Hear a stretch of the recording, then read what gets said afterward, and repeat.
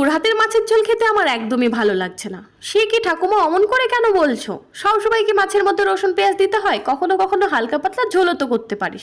তবে ঠাকুমা, আজ রান্নাটা তুমিই করো। আমার হাতের রান্না যখন ভালো না, এত বড় কথাটা তুমি আমায় বললে, তবে আমি কিন্তু রাখবো না। রাগ করছিস বউ?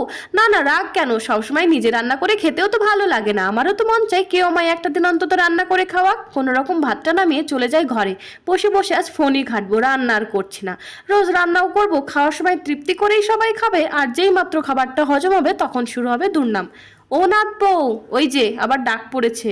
আয় শিগগিরই রান্নাটা কর, খেয়ে যে আবার আমায় বাড়ি ফিরতে হবে। না ঠাকুমা, আজকে রান্নার দায়িত্বটা আমি একদমই নিতে পারবো না।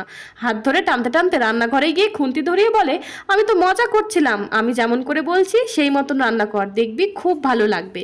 আমার শাশুড়ির মায়ের হাতের এই মাছের কাসন পোড়া খেয়ে দেখ। বাহ ঠাকুমা, আমি তো সত্যিই মাছ রাঁধতে পারতাম না, আজকে রান্নাটা যেন মুখের স্বাদ।